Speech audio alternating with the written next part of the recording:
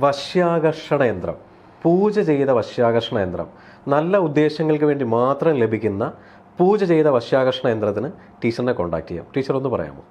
വശ്യ ആകർഷണം 2 തരത്തിലാണ് നമ്മൾ ചെയ്തു കൊടുക്കുന്നത്. ഈ വ്യക്തിക്ക് ധനകാരകൻ എവിടെയാണെന്ന് നോക്കിയിട്ട് ആ ധനകാരകൻ അനുകൂല സ്ഥിതിയിലാണ് എന്നുണ്ടെങ്കിൽ ചെയ്തു കൊടുക്കുന്ന വേറെ രീതിയിലാണ്.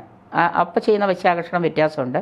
അല്ല, അയാൾക്ക് ധന ലഗ്നം മോശമാണെങ്കിൽ അതനുസരിച്ച് അയാളെ ഭാഗ്യസ്ഥാനത്തേക്ക് കൊണ്ടുവന്ന ശേഷമാണ് നമ്മൾ ധനാകർഷണ യന്ത്രം എഴുതി കൊടുക്കുന്നത്. ധനാകർഷണ യന്ത്രമുണ്ട്, ധനസംഖ്യാ യന്ത്രമുണ്ട്. അതിലേത് ധരിച്ചാലാണ് ഉയർച്ചയെന്ന് നോക്കിയതിന് ശേഷം നമ്മളത് വിദ്യാവണ്ണം എഴുതി പൂജിച്ച് ജപിച്ച് 21 ദിവസം എഴുതി പൂജിച്ച് ജപിച്ചതിന് ശേഷമാണ് ധനാകർഷണ യന്ത്രം കൊടുക്കുന്നത്. അങ്ങനെ വരുന്നവർക്ക് എല്ലാവർക്കും നമ്മളത് എഴുതി കൊടുക്കാറില്ല. അതിന് യോഗ്യനാണെന്ന് തോന്നിയതിന് ശേഷം മാത്രമേ നമ്മളിത് അവർക്ക് കൊടുക്കാറുള്ളൂ. നല്ല ഉദ്ദേശത്തോടെ വരുന്നവർക്ക് ഈ പറയുന്ന വശ്യാകർഷണ യന്ത്രം ലഭിക്കുക, പരീക്ഷണമായിട്ട് വരുന്നവർക്കൊന്നും നമ്മളത് കൊടുക്കാറില്ല. അതെ, അങ്ങനെയുള്ളവർക്ക് കിട്ടില്ല ടീച്ചറെ, റിസൾട്ട് കിട്ടില്ല. പൂർണ്ണ വിശ്വാസത്തോടുകൂടി, നല്ല വിശ്വാസത്തോടുകൂടി, നല്ല ഉദ്ദേശത്തോടു കൂടിയാണെന്നുണ്ടെങ്കിൽ ഈ വശ്യാകർഷണ യന്ത്രത്തിന് ഈ നമ്പറിൽ കോൺടാക്ട് ചെയ്യുക. തീർച്ചയായിട്ടും. അതെ.